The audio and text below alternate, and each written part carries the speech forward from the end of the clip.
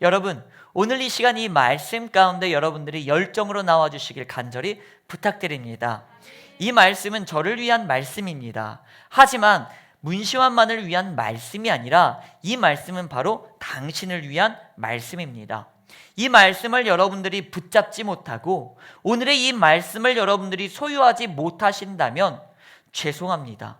실패하실 수도 있는 겁니다. 말씀은 그만큼 중요합니다. 이 말씀을 여러분들이 나의 마음 가운데 그리고 여러분들의 영혼 가운데 온전히 받아들이시길 예수님의 이름으로 간절히 축복하며 기도드립니다. 아멘. 여러분, 우리가 다윗의 세대라고 말하면 꼭 자녀들을 생각합니다. 다음 세대라고 말하죠. 이 어린 것들을 생각합니다. 이유는 하나예요.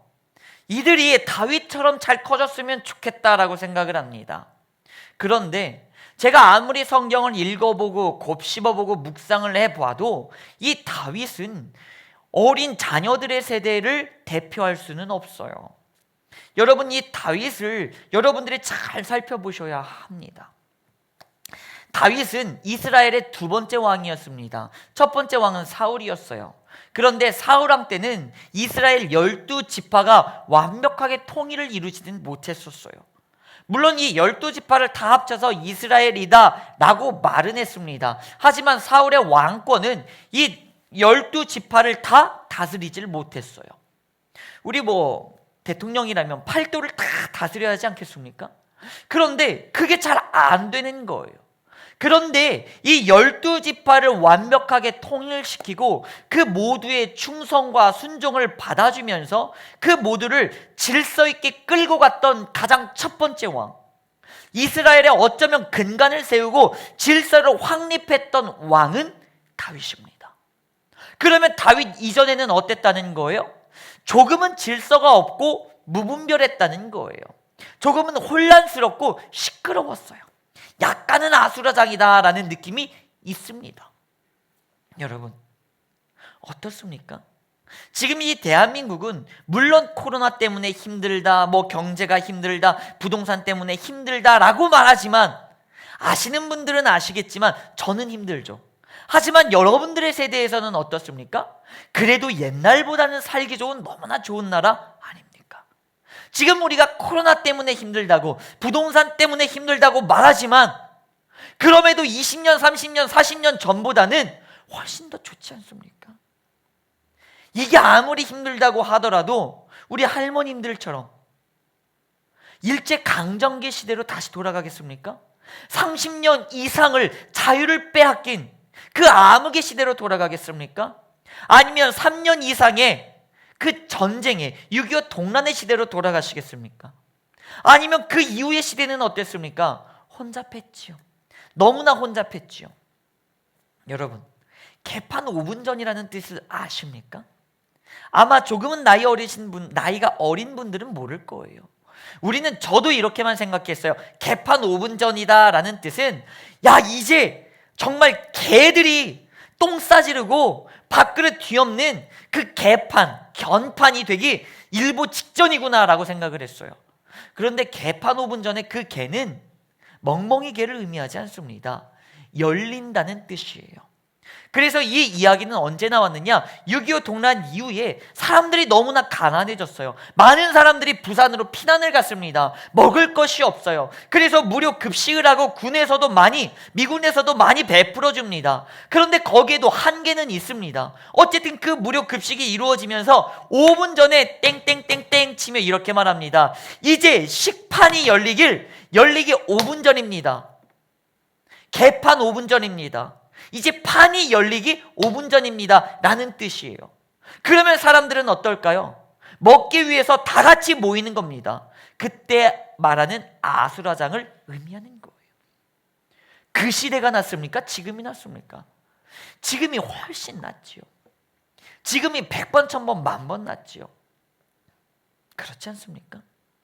여러분, 지금 이 시대를 이렇게까지 힘들다 하더라도 그래도 살기 좋은 나라, 그래도 행복한 나라, 그래도 질서가 있는 나라, 이 나라 누가 만들었습니까?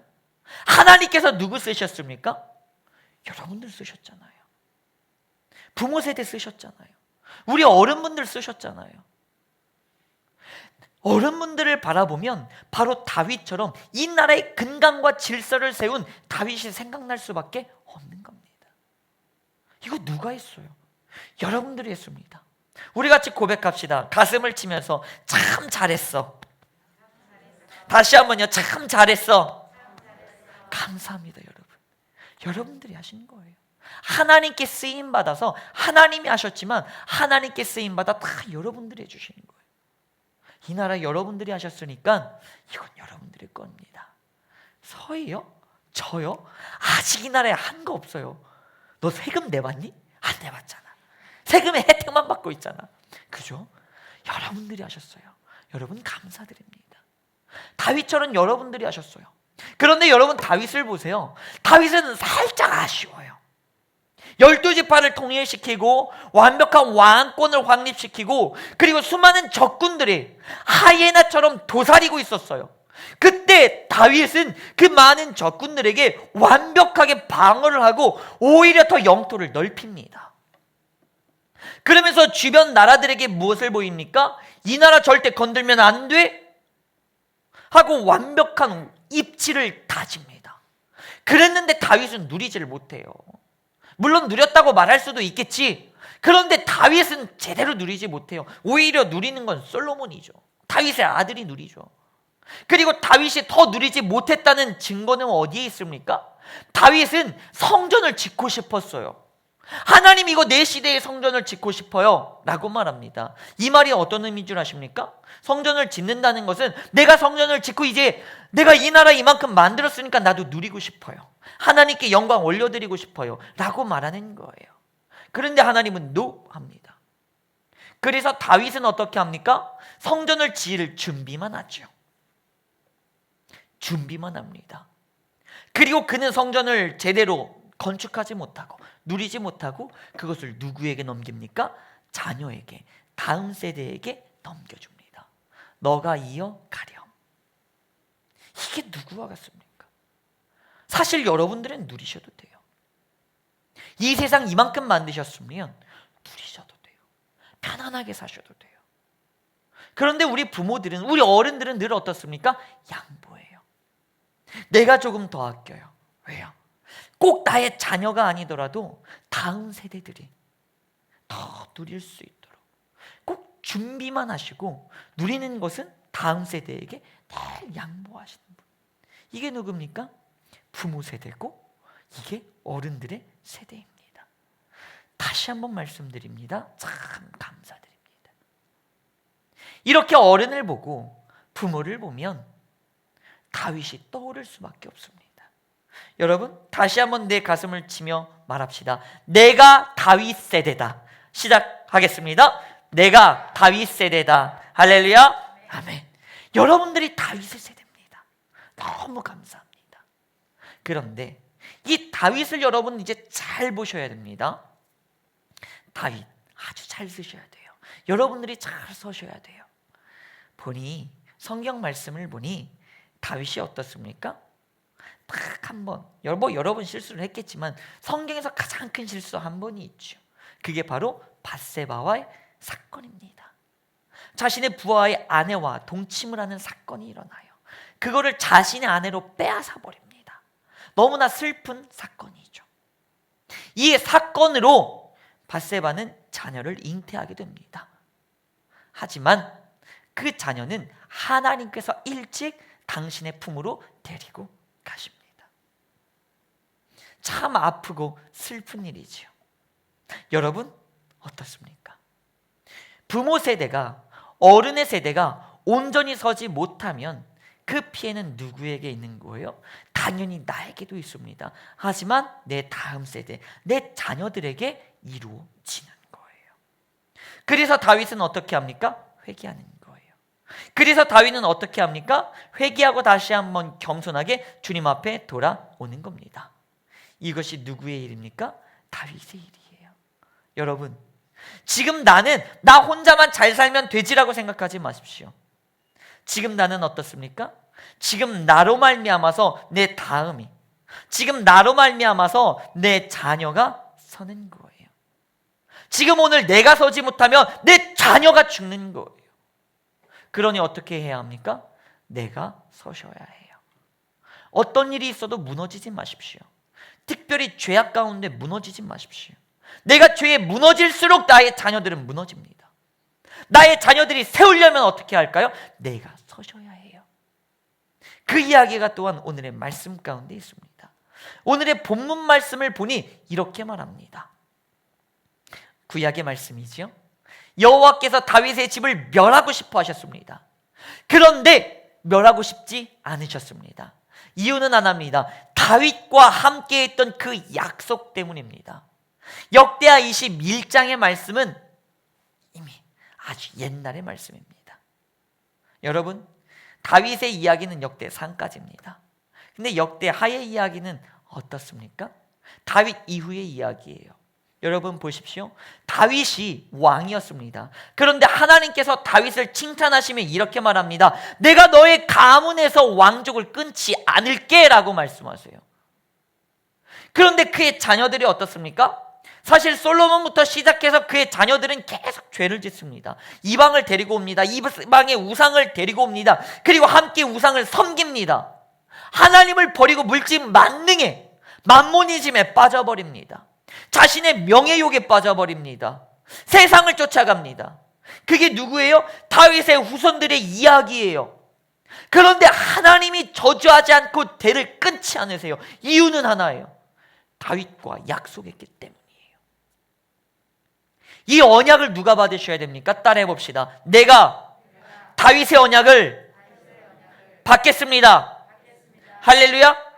우리가 받으셔야 해요. 여러분들이 다윗의 언약을 받는 그 순간 하나님의 천대까지 은혜를 베푸겠다는 그 하나님의 약속이 이루어진다니까요. 다윗의 자손들은 악했어요. 그런데 하나님이 끊어내지 않고 참아주세요. 이 다음 때는 괜찮겠지. 이 다음 자손은 괜찮겠지. 이 손자의 손자는 괜찮겠지. 하나님께서 끊임없이 긍휼하심과 자비하심으로 기다려주시고 인내해주세요. 이유는 어디에 있습니까? 다윗과 약속했기 때문이에요. 다윗과 그 자손에게 등불을 끄지 않고 항상 주겠다. 그 왕권을 내가 주겠다. 그의 자손들이 그렇게 망난이었는데 하나님 앞에서는. 그럼에도 어떻게 합니까? 하나님이 기회를 주시고 살려주시는 거예요. 다윗과의 약속 때문에. 여러분, 어른 세대는, 우리 부모 세대는 하나님과 단판을 지으셔야 해요. 내가 하나님의 언약을 받으셔야 해요. 그때 나의 자녀가 형통케 되는 거예요. 내가 잘 사는 것은 우선 넘어서고 나의 자녀가 축복받기 위해선 내가 하나님께 약속을 받으셔야 하는 겁니다. 여러분, 오늘의 이 말씀을 여러분들의 영혼 가운데 모시고 하나님의 약속을 받기 위하여 부단히 노력하셔야 합니다. 끊임없이 기도하셔야 해요. 끊임없이 간구하셔야 해요. 그러면 이 하나님의 약속은 도대체 어떻게 받는 것인가? 열왕기와 역대를 읽어보면 참 재미난 이야기의 반복이 있습니다. 새로운 이스라엘, 남유다의 왕들이 생길 때마다 이러한 말씀 구절이 성경에 자꾸 적혀 있어요. 둘 중에 하나입니다. 다윗과 같이 하나님 보시기에 정직하였더라. 아니면 다윗과 같이 하나님 앞에 정직히 행하지 못하였더라. 다윗처럼 했다. 아니면 다윗과 같이 못했다로 나뉩니다. 이것이 왕들의 평가입니다. 여러분 보십시오. 그의 자손들의 평가는 어디에서 이루어집니까? 다윗으로 이루어지는 겁니다. 따라해 봅시다. 내가 내 자손의 기준이 되겠다. 할렐루야. 기준이 되셔야 돼요. 다윗은 자손들의 기준이 되었어요. 나처럼 해가 되었어요. 그래서 나처럼 안 하면 안 돼가 되었어요. 하나님이 늘 말씀하십니다. 야, 네 하레비는 그렇게 안 하던데 너는 왜 그렇게 하냐? 신앙의 기준, 신앙의 모범, 신앙의 본보기가 되었던 것이 누굽니까? 다윗이에요. 다윗은 그렇게 살아갔어요. 이 말은 어떤 의미입니까? 바꿔 말하면 신앙의 본보기를 보여줬기 때문에 자손들아, 나처럼만 하나님께 하렴 한 거예요. 내 자손들, 내 자녀들에게 신앙의 유산, 믿음의 유산을 물려주겠습니다 라고 말합니다. 뭐를 물려줍니까? 어떤 걸 물려주겠다는 거예요? 모태신앙으로 그냥 하면 되나요? 아니면 내가 죽을 때까지 끝까지 너는 하나님을 믿어라 하고 유언으로 남기고 하늘나라 가면 되는 거예요? 아니에요. 그런 게 신앙의 유산이 아니에요. 진짜 신앙의 유산은 뭔 줄 아십니까? 그들이 아버지 어머니를 생각했을 때 그렇게 해야지 라고 생각하는 거예요. 여러분, 저는 원래 야채를 먹지 않았습니다. 상추도 먹지 않았고요. 무엇보다 마늘, 양파 이런 건 손도 안 댔습니다. 절대 안 먹었어요. 저는 그냥 흰밥, 그리고 뭐 그냥 국물에 건더기 절대 먹지 않았어요. 두부 이런 거 안 먹어요. 왜 먹어요? 전 늘 말하죠. 어머니가 이런 걸 먹어야 건강해지지 하면 전 늘 어머니한테 말했습니다. 이 모든 것들은 국물에 다 우려 나왔어. 국물만 먹어도 건강해 하면서 저는 국물만 안 먹었어요. 그런데 이것을 먹게 된 계기가 군대입니다. 군대가 힘들어서 먹었느냐? 아니에요. 제가 군대에 가니까 누가 보고 싶냐? 어머니가 보고 싶고 아버지가 보고 싶어. 근데 만나지를 못하네. 근데 어느 날 식판을 딱 받고 나니까 뭐가 있어요? 아버지가 즐겨 먹던 마늘이 있고, 아버지가 즐겨 먹던 오이가 있고, 뭐 어머니가 먹던 뭐 두부가 있고, 이런 김치가 있는 거예요. 그러니까 이 반찬을 보면서 뭐가 생각나요? 아버지 어머니가 생각나요. 그러면서 내가 아버지 어머니를 만나지 못하더라도 내 마음으로 만나야지 하면서 아버지 어머니처럼 행동을 했던 거예요.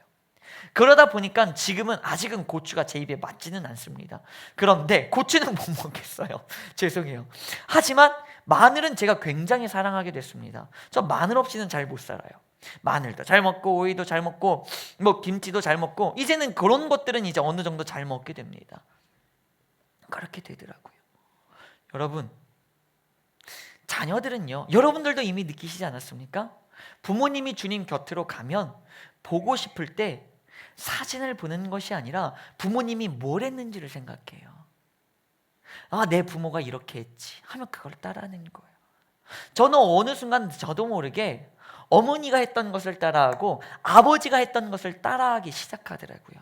어머님, 아버님의 나쁜 습관과 버릇이 나에게 유전되어서 내가 그것을 쫓아간다의 의미가 아니라 너무나 그리워서 그분들의 좋았던 것들을 내가 다시금 하기 시작하더라 이 말이에요. 이게 신앙의 유산이에요. 나의 제자들이, 나의 자녀들이 내가 없을 때 나를 그리워할 때 나를 생각하면 뭐가 떠올라야 할까요? 바로 그 기준을 여러분들이 보여주셔야 하는 거예요. 돈은 많이 못 벌어도 되지만 삶은 나처럼 이렇게 정직하게 살으려. 명예가 그렇게 드높여지지 않을 수는 있지만 나처럼 살아서 하나님께 내 이름이 드높여지길 기도하려. 이 모습을 보여줘야 해요. 다윗은 이걸 보여줬어요. 다윗을 뭐 정복을 해야지, 어떻게 다스려야지, 왕권을 유지해야지, 다윗은 이런 것들을 자녀들에게 베푼 거 아니에요. 성경에서 계속 말하는 건 뭐예요? 다윗의 신앙의 본보기였습니다. 나의 할아버지처럼, 나의 조상 다윗처럼 그렇게 신앙생활 해야지, 그렇게 하나님 앞에 정직하게 살아야지. 이게 바로 뭡니까? 신앙과 믿음의 유산이라는 거예요. 이게 뭐예요? 결국에는 신앙의 기준이 되는 거예요. 여러분, 가슴에 손을 얹고 생각해 보십시오. 여러분들의 자녀들이, 여러분들의 제자들이, 다음 세대들이, 이 교회 어린 아이들이 우리 집사님, 권사님들을 바라보시면서 어떤 생각을 할까요? 내가 그 집사님처럼 해봐야지, 내가 그 권사님처럼 해봐야지 라고 그분들이, 그 아이들이 말할 때 어떤 행동을 가장 먼저 떠올리고 할까요? 그걸 한번 생각해 보세요. 그게 내가 지금 아이들에게 주는 겁니다. 아이들에게 어떤 모습 보여주고 계세요? 아이들에게 어떤 기준 보여주고 계세요? 나는 그렇게 하면서 니들은 그렇게 하지 마라. 그 아이들은 할 거예요. 왜? 우리 아버지도 했으니까 어른들은 다 그렇게 해도 괜찮은 거 아니야? 아빠가 되면 엄마가 되면 다 그렇게 해도 괜찮은 거 아니야? 똑같이 따라할 겁니다. 그 아이들이 잘못된 거예요? 네가 왜 그렇게 해라고 할 거예요? 아니요. 다 누구에게? 나에게 배운 거예요. 그러면 나는 어떤 모습 보여줘야 돼요? 신앙의 본보기를 보여줘야 돼요. 제가 요즘에 하려고 하는 것이 있습니다. 이제 저희 친구들은 좀 일찍 결혼한 친구들은 이제 자녀들이 초등학생 8살 이상들이 됩니다. 그런데 그 아이들이 하는 게 뭐냐? 아버지를 따르고 어머니를 따라서 성전에 나와서 무릎 꿇고 손 들고 기도하란다는 거예요. 그게 저는 너무나 부러워요. 그래서 저희 아이들한테 그걸 어떻게든 해보려고 했어요. 지안아, 5살이니까 말을 알아듣겠지. 지안아, 기도는 무릎 꿇고 기도하는 거야. 손을 모으고 기도하는 거야. 했더니 손을 모으고 자꾸 콧구멍을 찌르고 막 쓰러지고 난리가 나요. 안 돼. 절대 안 돼. 여러분, 신앙은요, 내가 이렇게 알려주고 강제로 알려주는 게 아니에요. 그 아이들은 어떻게 해서 했을까요? 그냥 아빠 보고 엄마 봤더니 그렇게 해. 그러니까 기도는 그렇게 하는 거지 하고 따라하는 거예요.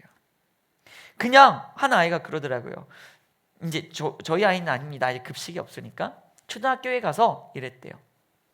초등학교에서 기도를 해야 된대. 그래서 식사 기도를 다 하라 그랬대. 그랬더니 그 아이가 어떻게 기도하는 줄 알아요? 엄마 아빠 따라서 손을 모으고 이렇게 기도하는 게 아니라 아이들 다 했는데 식사 기도한다고 두 손 번쩍 들고 기도하더래요. 두 손 번쩍 들고 식사 기도를 하더래요. 점심시간에. 그 초등학생이. 이게 말이나 됩니까? 누구 보고 따라하는 거예요? 부모님 보고 따라하는 거예요. 너무나 예쁘고 귀엽지 않아요? 이 예쁘고 귀여운 모습은 아이들이 갖는 게 아니라 부모의 모습에서 보여지는 거예요. 여러분들이 그렇게 예쁘고 귀여운 모습으로 하나님을 섬길 때 우리 아이들이 그렇게 따라가게 되는 겁니다. 그래서 여러분, 다윗 세대는 다음 세대가 아니에요. 다윗 세대는 부모 세대예요. 그래서 저는 이제부터 우리 이제 1부 예배와 2부 예배로 나뉘면서 우리 1부 예배는 특별히 어른 세대들의 예배라고 말하지 않습니까? 저는 부모 세대 예배라고 말하지 않겠습니다. 저는 어른 세대 예배라고 말하지 않겠습니다. 그리고 어른들을 부를 때는 저는 통칭해서 우리 성령 충만한 우리 교회 어른들은 이렇게 부르겠습니다. 다윗 세대라고 부르겠습니다. 그래서 이제는 다윗 세대 모여주십시오라고 말하면 그냥 어른 세대가 모여주시면 되는 거예요. 청년 이하의 아이들 다 빼고 어른들이 모여주시면 되는 거예요. 이제는 여러분들이 다윗 세대가 되셔야 합니다.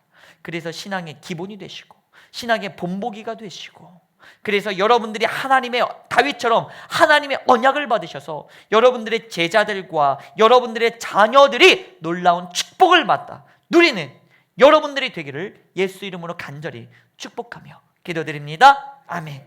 이 시간 우리 함께 결단하며 기도하도록 하겠습니다.